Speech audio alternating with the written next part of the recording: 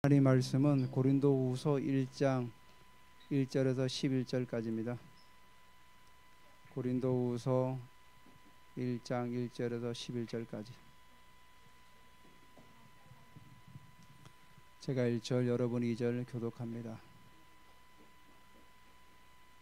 하나님의 뜻으로 말미암아 그리스도 예수의 사도된 바울과 형제 디모데는 고린도에 있는 하나님의 교회와 또 온 아가야에 있는 모든 성도에게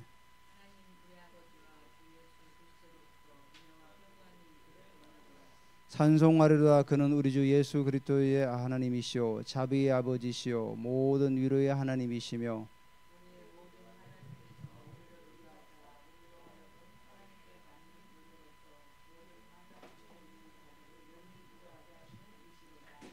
그리스도의 고난이 우리에게 넘친 것 같이 우리가 받는 위로도 그리스도로 말미암아 넘치도다.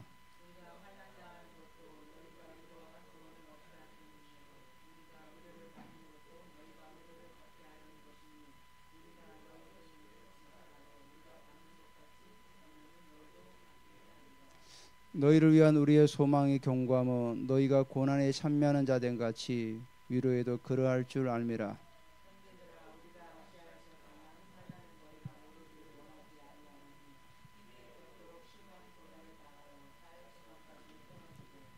우리는 우리 자신이 사형 선고를 받은 줄 알았으니 이는 우리로 자기를 의지하지 말고 오직 죽은 자를 다시 살리시는 하나님만 의지하게 하심이라.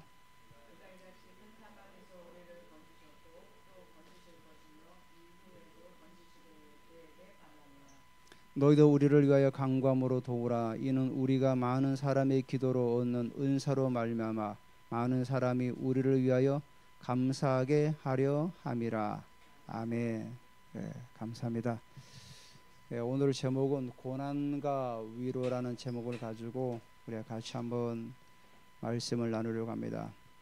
자, 우리가 고린도전서를 끝났는데 사실 제가 좀 고민이 되더라고요. 다음 말씀을 어디를 또 해야 될까. 근데 제게 주시는 감동은 고린도를 맞아 끝내는 게 괜찮다는 그런 또 생각이 들어서 계속 나가기로 했습니다.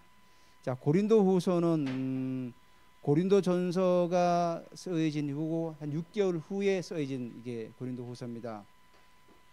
근데 고린도후서는 좀 굉장히 좀 서두부터 굉장히 좀 뭐 환난과 고난과 이런 말이 굉장히 많이 나오는 이유가 있습니다. 디모데를 고린도전서에 파송하지 않았습니까? 자, 디모데를 파송해서 고린도 교회를 뭔가를 좀 이렇게 좀 질서를 세우려고 했는데 오히려 그것이 되질 않았어요. 그래서 디모데도 거기 오래 있지 못하고 바로 돌아오게 돼요. 돌아오게 되고 다시 바울이 재차 방문을 하게 됩니다. 근데 바울도 방문했는데 바울도 거부를 당하고 돌아오게 됩니다. 그래서 다시 와서 지금 이 고린도 후서는 마게도냐 지역에서, 그러니까 고린도 윗지역에서 이제 기록을 해가지고 이제 보낸 서신이에요. 그러면서 이 서신을 통해 가지고 고린도 교인들을 깨우려 하는 거죠. 그러니까 그 당시 고린도 교회 안에 바울의 그 사도권을 부정하는 사람들이 생겨나기도 시작한 거죠. 왜냐하면은 순회 전도자들이 거짓 교사들이 들어와 가지고 바울은 사도가 아니다. 그러면서 그들이 추천서를 보여주는 거예요. 자, 우리는 봐라, 이 추천서가 있지 않냐. 그리고 또 스스로 자천서를 만들어 가지고 다니면서 우리가 이렇게 사도다 이런 식으로 다니게 된 거죠. 근데 그러다 보니까 봐라, 바울은 그런 게 아무것도 없지 않느냐. 이러니까 믿음이 연약한 자들은 또 혹해가지고 넘어가는 거죠. 아, 맞아, 바울 사도는 우리에게 한 번도 추천서라든지 자천서를 보여준 적이 없어. 그러면서 교회가 예전에는 어떤 당파로 인해 가지고 은사로 말미암아서 교회가 분열이 되었지만 이제는 사울의 그 사도권, 그러니까 거짓 가르침으로 말미암아 고린도 교회가 굉장히 어려움을 당하고 있는 시점에서 바울은 다시 펜을 들기 시작했던 거죠. 사실은 고린도 교회에 보낸 서신이 4편이나 있었습니다. 4편이 있었는데 2편은 지금 남아있지 않고 지금 고린도 전서와 지금 우리가 읽는 후서만 2편만 지금 남아있는 거죠. 그래서 고린도 전서 전에 미리 한 편지를 보냈고 또 고린도 전후서 사이에 또 한 번 눈물의 편지, 막 그 편지를 또 보냈어요. 그게 성경에 나와 있거든요. 그래서 우리가 추측을 할 수 있는 거죠.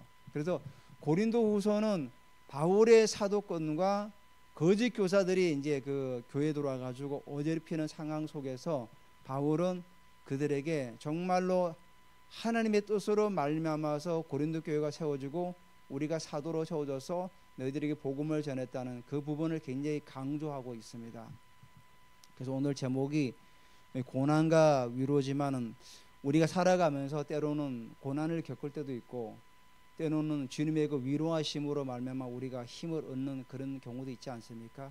그래서 사실은 사람이 주는 그런 위로가 한계가 있지 않습니다. 근데 정말 기도하는 가운데 주님이 주신 그 위로가 내게 넘칠 때 그 위로가 되는 거죠. 제가 토요일 날인가 찬양을 듣는데 이제 찬양을 터놓고 이제 기도를 하는 가운데 그 어디 누구 팀인지는 모르겠어요.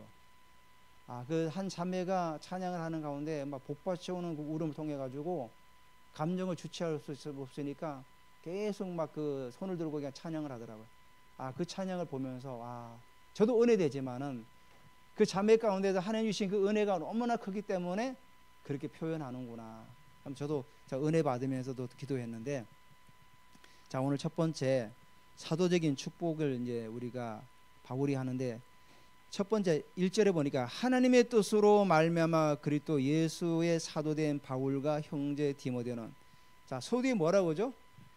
나는 하나님의 뜻으로 말미암아 사도가 되었다는 거죠. 사도가 되었다는 거. 누구처럼 뭐 추천서 받아서 된 게 아니다. 자 가령 바울이 예루살렘 교회의 지도자급들 뭐 야고보라든지 베드로다 이런 사람들에게 추천서를 받았다고 가령 생각해 봅시다. 그러면은 바울이 사역을 하면서 사람의 눈치를 볼까요? 안 볼까요? 사람의 눈치를 볼 수밖에 없죠. 내가 잘못했다가는 만약에 추천서 취소시킨다. 사실 우리가 총회에서 목사 안수를 주지만은 치리권은 노예가 가지고 있어요.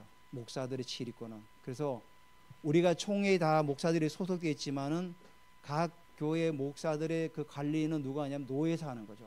그 노예가 만약에 목사가 잘못하면 노예에서 치리를 하고 제명을 시키고 또 뭐 이렇게 하는 거죠. 그래서 노예가 치리권을 가지고 있기 때문에 우리는 이제 노예의 어떤 그런 부분에서 지도를 잘 받아야 되죠. 그래서 노예 지도를 잘 받지 못하고 순종하지 않으면은 이제 치리를 받게 되고 또 굉장히 어려움을 당할 수가 있는 거죠. 자, 그래서 바울은 본인은 그런 거죠. 나는 그 어떤 사람의 뜻으로 말미암아 내가 사도가 된 것이 아니다. 나는 누구죠? 하나님의 뜻으로 나는 사도가 되었다.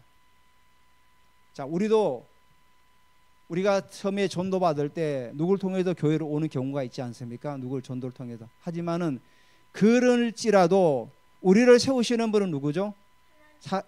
하나님이죠. 사람이 아니죠. 하나님이 우리를 세워나가는 거죠.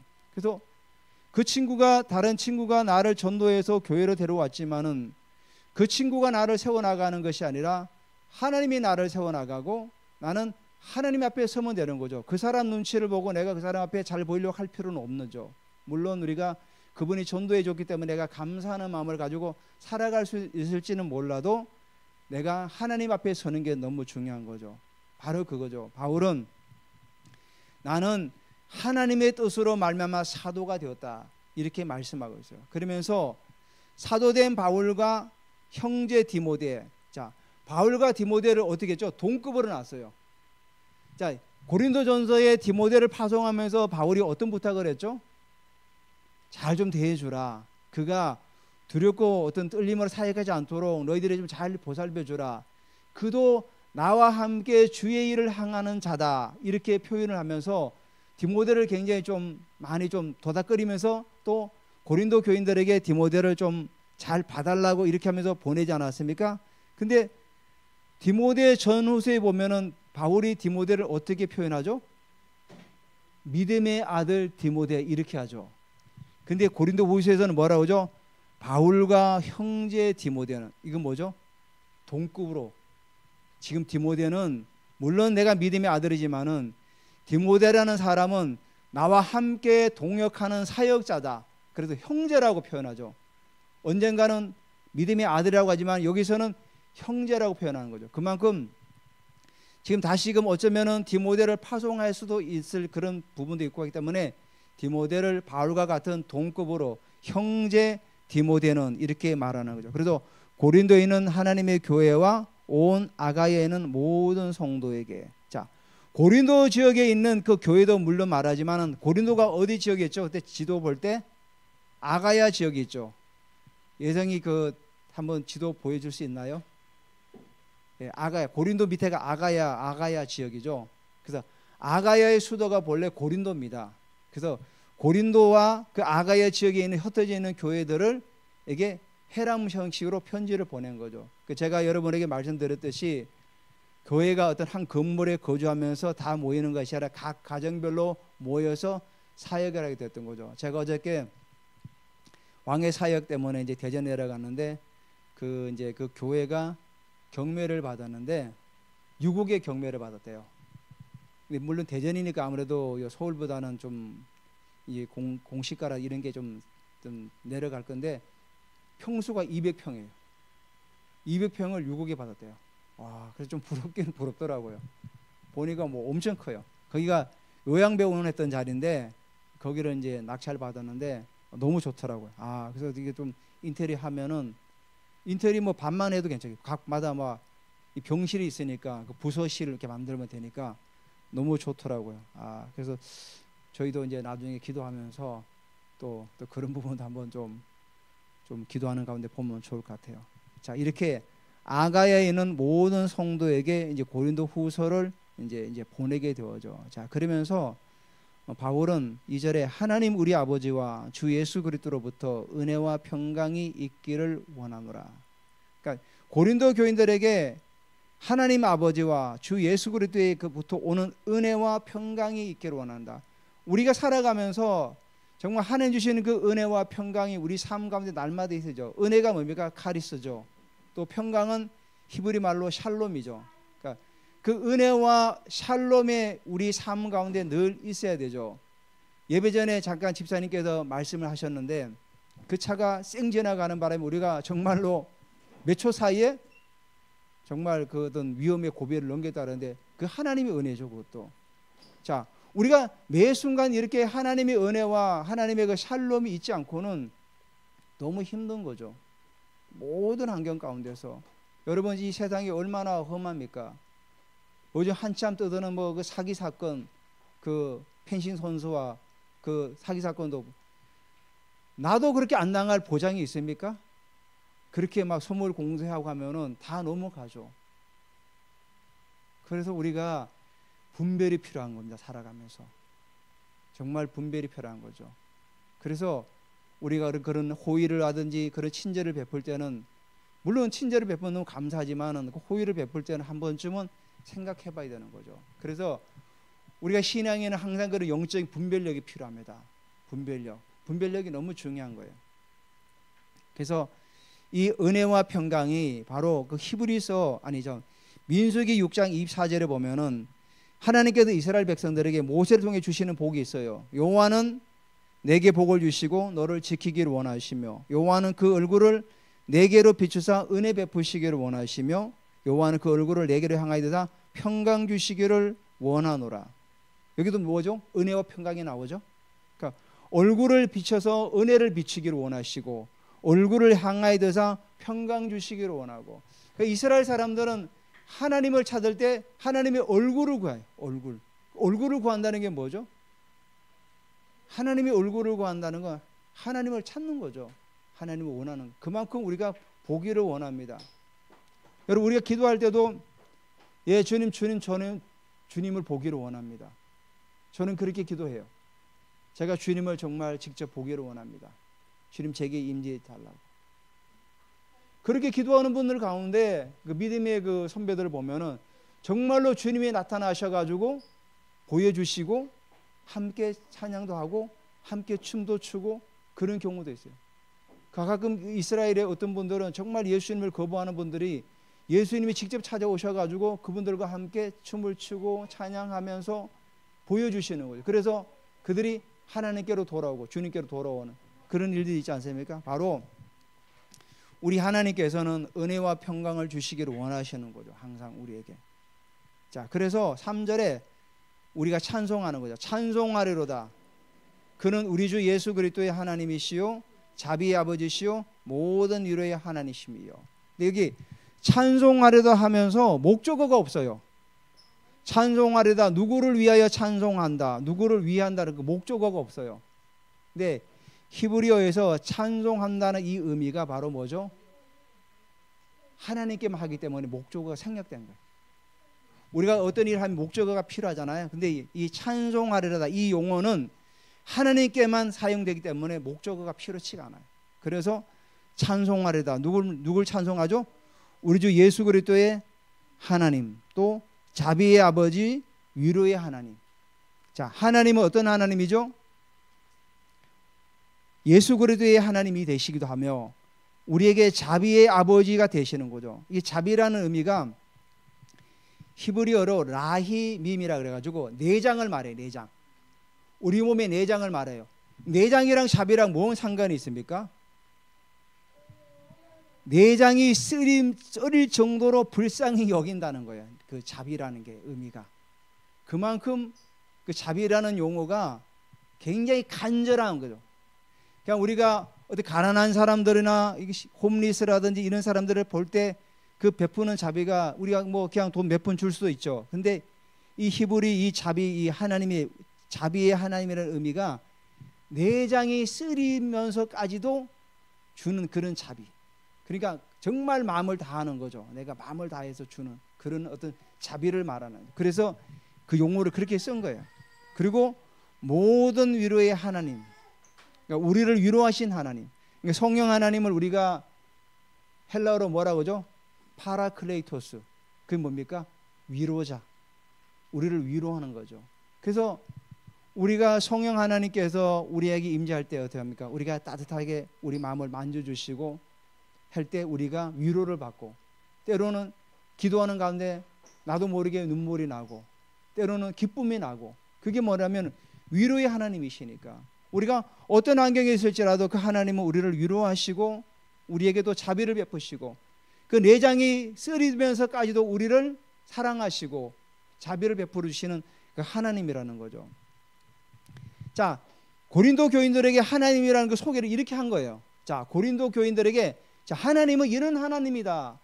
그 하나님은 너희들을 사랑할 때 정말 그 자비를 베풀 때 내장이 막 그 썰이면서까지도 불쌍히 여기시면서 너희를 사랑하시고, 또 그 성령 하나님은 너희를 위로할 때 정말 그 모든 환난 가운데도 위로하시는 그런 하나님이시다. 그래서 4절에 우리의 모든 환난 중에서 우리를 위로하사 우리로 하여금 하나님께 받는 위로로서 모든 환난 중에 있는 자들을 능히 위로하게 하시려다. 자, 바울이 사역을 하면서 많은 환난을 당하죠.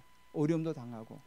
그런 환난 가운데서 그 하나님 날마다 우리를 위로하셨다. 때로는 강도의 위험과 매를 수없이 맞고 또 강의 위험, 추위와 배고픔, 그런 모든 그런 환난 중에서도 그분은 항상 우리에게 변함없이 우리를 위로하셨다. 고린도 교인들이 지금 얘기하는 거죠. 내가 사역을 하면서 내가 저 강의 위험, 도적의 위험, 산의 위험, 그 추위와 배고픔과 그 모든 환난 가운데서도 항상 하나님은 변함없이 우리를 위로하시고 우리에게 힘을 주셨다. 한 번도 하나님은 나를 실망시킨 적이 없다. 그 하나님을 얘기하는 거죠. 그래서 그 위로가 너희에게도 똑같다는 거죠. 너희도 환난 당하는 너희에게도 능히 너희를 위로하시고 너희에게 힘을 주실 것이다. 그러니까 힘든 환경과 어려운 환경이 있을지라도 이겨내고 나가기를 원하시는 거죠. 자, 그러니까 5절에 그리스도의 고난이 우리에게 넘친 것 같이 우리가 받는 위로도 그리스도로 말미암아 넘치다. 그리스도의 고난이 뭡니까? 예수님께서 죽기까지 십자가에 죽지 않았습니까? 채찍에 맞으시고 머리에 그 가시 면류관을 쓰시고 그 그리스도의 고난이 우리에게 넘친 것까지. 근데 주님이 받으신 그 고난이 우리에게도 넘쳤다는 거죠. 그래서 바울이 이런 얘기를 한 적 있죠. 나도 내게 예수의 흔적을 가졌다. 그 흔적이 뭡니까? 채찍에 맞고 매도 맞고, 그게 바로 예수의 흔적이죠. 그 예수의 흔적이 자기도 가지고 있었던 거 아닙니까? 그래서 그리스도의 고난이 우리에게 넘친 것 같이 우리가 받는 위로도 그리스도로 말만 넘친다. 그렇게 많은 고난과 어떤 있었지만 또 주님께 주시는 그 위로가 엄청나게 컸다는 거예요. 넘쳤다는 거죠. 정말 차고는 우리가 그 밖에서의 물을 담으면 넘치듯이 계속해서 그렇게 넘쳐서 오늘까지 왔다는 거죠.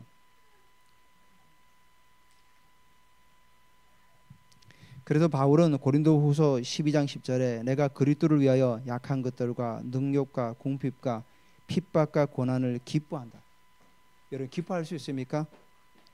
능욕과 궁핍과 핍박과 고난을 기뻐한다 그랬어요. 기뻐할 수가 없죠. 근데 이유가 뭐냐면은 이는 내가 약할 때 곧 강하다는 거예요. 내가 핍박을 받고 고난을 받는데 그 가운데서 나는 기뻐할 수 있는 이유가 뭐냐면 내가 약한 그때 그 뭐죠? 하나님의 능력이 나타난다는 거예요. 하나님의 능력이. 내가 막 능력을 나타내는 것이 아니라 그런 고난 가운데서 하나님 주신 힘으로 말미암아 내가 사역을 할 수 있고 나갈 수가 있다는 겁니다. 자, 그래서 6절에 우리가 환난을 당하는 것도 너희가 위로와 구원을 받게 하려는 것이요 우리가 위로를 받는 것도 너희가 위로를 받게 하려는 것이니 이 위로가 너희 속에 역사하여 우리가 받는 것 같은 고난을 너희도 견디게 하느니라. 자, 우리가 환난 당하는 것도 우리가 환난 당하는 이유가 결국 뭡니까? 자, 바울이 왜 환난을 당하면서 그리 순회하면서 복음을 전하는 이유가 결국은 이유가 뭡니까? 한 영혼을 구원하기 위해서죠. 한 영혼을. 제가 지난 주간에 이찬수 목사님의 그 10분 설교를 이렇게 몇 편을 들었는데 이찬수 목사님도 부격자들을 모아놓고 막 야단을 친대요. 야단 치는 이유가 뭐냐면은 저거래 영혼을 사랑해라. 정말로 그렇게 해가지고 어떻게 영혼을 살릴 수 있느냐. 근데 이 이찬수 목사님도 옥하는 목사님한테서 그렇게 많이 꾸지람 들었다는 거죠. 그러려면은 목회자 그만둬라 막 이런 식으로 그렇게 영혼을 사랑하지 않으면은 목회자를 그만둬라 막 그렇게까지 질책을 했다는 거예요. 그러니까 굉장히 강하게 많은 그런 어떤 질책을 한 거죠. 영혼을 위해서. 그러니까 우리가 한 영혼을 위해서 그런 애씀과 수고와 해산의 수고가 있을 때 한 영혼이 세워지는 거 아닙니까? 그러니까 우리 교회 오는 그 분들 한 분 한 분도 우리가 기도로 섬기고 또 인내하고 기다려 줄 때 그 한 영혼 한 영혼이 세워져서 하나님 앞에서 믿음의 길을 혼자서 걸어갈 수 있게까지 우리가 계속해서 나아가는 거죠. 자, 그래서 7절에 너희를 위한 우리의 소망이 견고함은 너희가 고난에 참여한 자가 된 것 같이 위로에도 그러할 줄 아매라. 자, 여기 7절에 중요한 건 소망이 견고하다는 거죠. 너희를 위한 우리의 소망. 자, 고린도 교인들을 향한 우리의 소망 견고하다는, 흔들리지 않는다는 거예요. 너희들이 많은 어려움과 고난을 당하고 할지라도 너희들이 받아서 하나님의 자녀가 되는 그 순간을 바라보면서 우리는 그 소망이 흔들리지 않는다는 거예요. 너희들이 지금 어떤 환경에 있어서 잘못 지금 빠지고 때로는 거짓 교사에 의해서 미혹이 돼가지고 흘러간다 할지라도 우리는 너희들을 향한 그 믿음과 소망은 결코 흔들리지 않는다. 바울은 확고한 거죠. 너희 어떤 환경에서 무엇을 하든지 우리는 주님 안에서 그 소망이 흔들리지 않는다. 마치 히브리서에 영혼의 닭 같아서 흔들리지 않는다는 거죠. 여러분 배가 항구에 다다르면 닻을 내리지 않습니까? 어마어마한 닻을 내려도 배가 흔들리지 않게 하죠. 마찬가지로 바울은 고린도 교인들을 향한 이 소망의 견고함이 흔들리지 않는다는 거죠. 우리도 마찬가지로 우리가 한 영혼 한 영혼을 세워나가는 데 있어서 소망이 흔들리지 말아야 되죠. 야, 제가 어떻게 될까? 제가 세워질까? 끝까지 믿음을 가지고 계속해서 기도하면서 나아가는 거죠. 자, 그러면서 바울이 고린도 교인들에게 자신들이 당한 고난을 설명을 해요. 자, 우리가 열심히 고난을 얘기했지만 너희들이 고난이 그 피부에 와닿지 않을 수도 있죠. 하지만 잘 봐봐라. 8절에 형제들아 우리가 아시아에서 당한 환난을 너희가 모르기를 원하지 아니하노니 힘에 겹도록 심한 고난을 당하여 살 소망까지 끊어지고 9절도 읽어드릴게요. 우리는 우리 자신이 사형 선고를 받은 줄 알았으니 이는 우리로 자기를 의지하지 말고 오직 죽은 자를 다시 살리시는 하나님만 의지하게 하심이라. 자, 고린도 교인들에게 우리가 아시아에서 당한 환난을 정말 너희가 알기를 원한다. 근데 이 아시아가 에베소라고 말하는 분들도 계시고 또 아시아 그 지역을 다 말하는 분도 계시는데 제가 볼 때는 에베소와 그 같은 지역에서 일어났던 일들을 말하는 것 같아요. 우리가 고린도 전서를 보면은 또 사도행전 19장에 보면은 그 아데미 신전 때문에 아데미 그 상인들이 신전을 만든 상인들이 데메드리오가 선동을 해서 폭동이 막 일어나잖아요. 그때 엄청난 박해를 받았죠. 하여튼 간에 그것이었는지 아니면 다른 아시아 지역에서 일어나는 일인지는 모르지만 정확히 기록을 하지 않아 가지고 아시아에서 환난을 당했는데 여기 뭐죠? 힘에 겹도록 심한 고난을 당하여 살 소망까지 끊어졌다는 거죠. 여러분 이렇게 한번 고난을 당해본 적이 있습니까? 제가 군대에 있을 때 훈련을 받는데 굉장히 그 어떤 정말 그 인간의 한계까지 다다르는 훈련이 있었어요. 그 생존하고 도피하는 그런 일인데 이러다 내가 죽는 거 아닌가? 저도 그때 그런 걸 느꼈어요. 이제 우리가 만약에 그 적군에게 잡혔을 때 이제 고문을 당하는 그거를 이제 견뎌내는 훈련이에요. 근데 내가 다시 햇볕을 볼 수 있을까? 그 정도까지 고난을 당해봤어요, 저도. 그러니까 바울도 마찬가지죠. 바울도 고난을 당했는데 정말 내가 이제 살아갈 수 있을까? 그거 지금 얘기하는 거죠. 그러니까 9절에 우리는 우리 자신의 사형 선고를 받은 줄을 알았다. 이제는 죽었구나. 이제 더 이상 이제 우리는 소망이 없구나. 이제는 이제 끝났구나. 다 포기했다는 거죠. 근데 포기한 가운데 이유죠. 우리로 자기를 의지하지 말고 오직 죽은 자를 다시 살리신 하나님만 의지하게 하심이라. 자, 하나님께서 바울의 일행을 그 완전 사형 선고까지 받았다고 생각할 그 지경까지 몰아갔던 이유가 뭡니까? 결국은 너 자신을 의지하지 말고 나만 바라봐라. 우리도 마찬가지죠. 우리가 환난이나 어려움을 당할 때 사람을 때로는 의지할 수도 있죠. 부모님을 의지할 수도 있고 많은 사람을 의지할 수 있지만은 바울은 뭐라 그러죠? 아니다. 너희들이 사람을 의지하고 환경을 의지하고 그 모든 걸 의지하는 걸 다 내려놓고 오직 죽은 자를 다시 살리시는 하나님만 의지하라. 우리가 살아가면서 하나님만 의지하라는 믿음을 가지고 우리에게 주시는 거죠. 여러분 우리가 사회생활 하면서 때로 어려움을 당하고 사업을 하시는 분들이 때로는 경제적으로 재정적으로 압박을 받을 때도 있고 때로는 어떤 일을 할 때 우리가 그런 어려움을 당할 수가 있지 않습니까? 그럴 때 우리가 제일 먼저 생각하는 건 뭡니까? 사람이다 보니까 사람을 의지할 수 있잖아요. 근데 바울은 뭐라 그러죠? 사람을 의지하지 말아라. 의지하지 말고 뭐라 그러죠? 하나님만 의지하라. 하나님만 바라봐라. 그러니까 우리가 하나님만 바라보는 그런 신앙이 우리 자꾸만 우리 훈련되어져야 돼요. 이게 하루아침에 되어지는 게 아니에요. 계속해서 끊임없이 내가 하나님을 의지하고 하나님을 바라보고 믿음으로 계속 전진하고 또 전진하고 나아갈 때 하나님을 바라보니 어느 순간에 내가 어려움 당할 때 바로 내가 하나님만 의지합니다. 이게 되어지지가 않아요. 이것도 훈련이다. 훈련. 계속 끊임없는 훈련 가운데서 내가 하나님만 바라보는 거죠. 하나님만. 그래서 10절에 그가 이가지 큰 사망에서 우리를 건지셨고 또 건지실 것이며 이후에도 건지시기를 그에게 바라노라. 자, 바울은 계속 전도여행 나가면서 이런 큰 사망에서 우리를 건지셨어요. 하나님 건지셨는데 건지실 것이며 이후에도 그런 사망과 힘든 상황이 있으면 또 건지시겠다는 거예요. 근데 그 건지심을 바울은 바라보고 나아간다는 거예요. 바라보고 나간다는 거예요.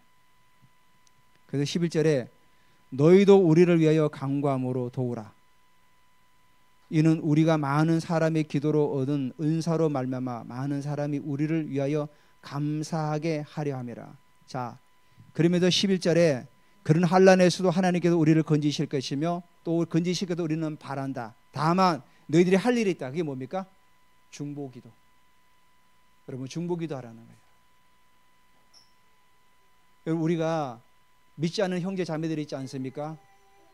기도하셔야 되는 거죠. 믿지 않는 형제들을 위해서 기도하고 기도하라는 거예요. 중보기도라는 거예요. 중보기도 그만큼 중요하다는 거예요. 우리가 지난번에 한번 그 누구 이름이 뭡니까? 그 친구 한번 중보기도 했잖아요. 완전 그 죽음의 그 정말 사선에서 있는 그 친구를 위해서 우리가 중보기도할 때 살아나지 않았습니까? 물론 우리만 기도한 건 아니죠. 그 교회 분들도 기도하는데 마찬가지 이 중보기도가 너무 중요한 거죠. 그러니까 우리 지금 저희 사모도 몇몇 분하고 계속해서 지금 중보기도하고 있는 것 같아요. 목요일날 저녁에 교회에 모여서 계속 기도하고 있어요. 자녀들을 위해서 또는 환경을 위해서. 왜냐하면 중보 기도함으로 인해서 그 파쇄될 수가 있어요. 경관진이 파쇄되는 거죠. 그러니까 우리의 씨름은 혈과 육에 대한 씨름이 아니라고 그러죠. 그러니까 우리가 사람을 대하고 뭐 총과 칼로 사람을 대하는 게 아니잖아요. 우리의 씨름은 혈과 육에 대한 게 아니고 악한 영들을, 공중의 권세 잡은 자 악한 영들과의 싸움이라고 그랬어요. 그러니까 우리가 기도로 이거 뚫어내야 되는 거예요. 기도로. 가정이나 이런 부분들 어려움들 있을 때 이걸 기도로 자꾸 돌파해 나가야 돼요. 돌파해 나가서 내가 그 돌파한 경험이 있을 때 내 신앙이 성장해 나가는 거예요. 왜냐하면 그런 경험이 없으면 늘 항상 그 자리에 있는 거죠. 이게 뭐 될까? 아, 기도해도 뭐 될까? 내가 경험하지 않으면은 돌파될 수가 없는 거예요. 그러니까 이걸 한번 어떤 문제가 닥쳤을 때 이거를 정말 기도로서 내가 한번 돌파해 보겠다 해서 돌파가 되면 그 다음부터는 어떻게 합니까? 아, 맞아. 지난번에도 그 어려움 때 내가 기도했을 때 하나님께도 건지셨어. 사망에도 건지셨어. 그러니까 이제 또 기도하는 거죠. 기도할 때 하나님께서 하실 거란 믿음이 있기 때문에 하는 거죠. 그러니까 우리의 신앙이 이론적이고 지식적인 그런 사변적인 신앙이 아니라 바로 그런 신앙이 종교인이죠. 교회를 수십 년 다녀도 기도의 어떤 깊이를 알지 못하고 그냥 교회 나와서 예배 드리고 나가고 그럼 끝이에요. 그게 그냥 교회 나와 예배 드리면 내가 이제 좀 뭔가 좀 편안함을 얻고 오늘 교회 갔으니까 뭔가 이제 괜찮아 됐어 안식으로 그 정도 수준. 우리가 신앙생활의 궁극적인 목표가 정말 내가 그 어떤 뭐 편안하기 위해서 어느 정도 안식을 위해서 하는 게 아니지 않습니까? 하나님은 우리를 부르심의 자리까지 우리를 부르실 거예요. 저는 우리 성도님들이 그런 부르심의 자리까지 다 나아가기를 저는 바라보면서 기도하고 있어요. 여러분, 보통 교회는 목사 한 사람만 잘 돼요. 사실 제가 그냥 솔직히 얘기하면은 다른 분은 열심히 식당 봉사하고 청소하고 하면서 한 사람만 잘 되는 거예요. 한 사람만. 다 같이 잘 나가야죠. 다 같이 우리가 세워져야죠. 내가 있는 그 분야에서 내가 리더로서 그 일터에서 내가 세워져 나가야 되고 내가 하는 그 분야에서도 내가 성공해야 되는 거 아닙니까? 재정이 돌파되고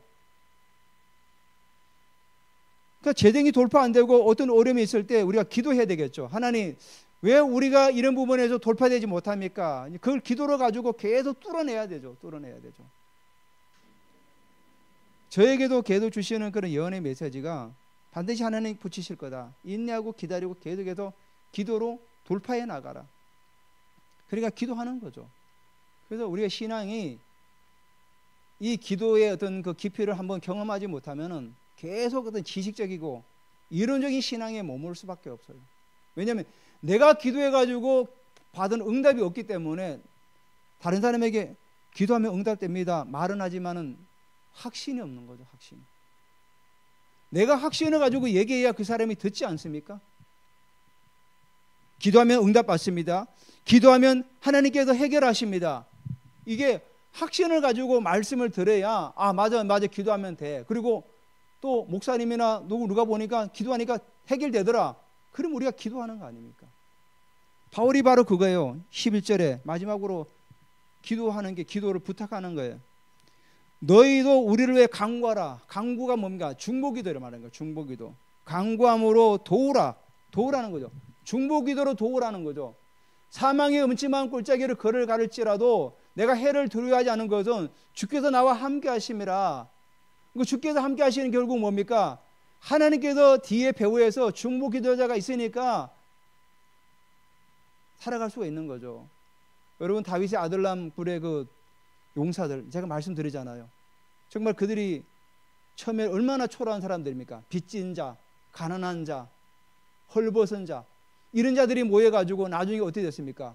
다윗이 왕궁에 들어갈 때 똑같이 헐벗은 자, 가난한 자로 갔습니까? 다 용사가 됐던 거죠. 자기 분야에 다 성공해서 다 함께 들어갔던 거예요. 우리도 마찬가지예요. 우리의 모든 성도님들도 다 함께 그 다윗의 아둘람 굴의 용사처럼 그 부르심의 자리에 다 나아가는 거죠. 다 나아갔을 때 우리가 하나님 앞에서 우리의 그 씨름, 우리의 경주를 달려가는 거죠. 바로 오늘 고린도후서를 시작하면서 바울은 계속 환난 많이 얘기하지 않습니까? 환난이 엄청나게 많이 나와요. 여기 한번 세보십시오. 엄청난 환난이 많이 나와요. 환난이 이게 저겁니다. 위에서 여러분 깨 기름 짜는 거 아시죠? 압착해서 막 누르는 거, 그런 뜻이에요. 엄청난 압박을 당했다는 거예요. 그 환난을 말하는 거예요. 그런 환난 가운데서도 바울은 이겨냈다는 거예요. 그러니까 고린도 교인들에게 너희도 이겨낼 수 있다. 그리고 기도해라. 왜? 우리도 기도할 때 하나님께서 사형선고까지 받은 줄 알았는데 하나님께서 건지셨다. 그러니까 너희도 우리를 위해서 기도하고 기도하라는 거죠. 여러분, 우리가 기도해야 돼요. 여러분, 집에서든지 가정에서든지 계속 기도 시간을 가지고 기도하시고, 여러분 시간이 되시면 금요일 와서 우리 같이도 기도해요. 같이 기도하고 방언으로 기도하고 우리가 자꾸 뚫어내고. 여러분, 기도하지 않으면 우리가 가정의 어려움, 우리 모든 것들을 이게 돌파가 안 됩니다. 계속 반복이 돼요. 계속 어려움이 오고 어려움이 오고 어려움이 도대체 끝이 없는 거예요. 끝이 없는 거예요. 이거를 기도로 확 뚫어내버려야 돼요. 뚫어내야만이 끊기는 거죠. 끊기는 거예요. 이게 한마디로 사슬을 끊는 거예요. 끊는 거. 저주의 사슬을 끊는 거죠. 끊어내야 돼. 끊어내야 돼요. 가난의 저주. 저도 되게 가난에 완전히 그냥 쩔어 살았던 사람이에요. 돌파해 나가야 돼요. 제가 그 부분에서 정말 사모님하고 얘기를 많이 나누면서 제가 많이 깨달은 부분이 있어요. 내가 이 가난의 저주를 끊어내야 되겠다. 하나님 앞에 내가 드리는 부분도 내가 아낌없이 드려야 되겠다. 물론 저도 어떤 한계가 있기 때문에 못하지만 우리 가정에 이르는 그 가난의 그 저주, 또 뭡니까? 질병의 저주, 사고의 저주, 다 저주 아닙니까? 예수님께서 그 부요하신 예수님께 이 땅에 오셔서 가난하게 되시면 우리의 가난을 부요케 하시려고 오셨다고 그랬어요. 그분은 뭐죠? 그분은 십자가에서 우리의 모든 저주를 다 짊어지시고 우리를 부요케 하셨다는 거죠. 그러니까 우리는 기도할 때 주님이 우리의 저주를 다 십자가에서 주셨기 때문에 우리는 이제 끝난 거죠. 그리고 우리는 뭐죠? 계속해서 이 저주를 돌파해 나가고 기도로 뚫어내고 전진해 나가는 거죠. 전진해 나갈 때 하나님 앞에서 믿음으로 한 걸음 한 걸음 더 세워져 나가고 더 세워져 나가고 우리의 부르심의 자리가 더 높은 단계로 더 높은 단계로 높으신 부르심으로 나아갈 수가 있다는 거예요. 그래서 여러분들에게 오늘 고난이 있지만 하나님도 위로해 주시고 우리에게 힘을 주신다는 사실을 붙들고 오늘도 은혜 가운데 강건하시기를 주님의 이름으로 부탁드립니다.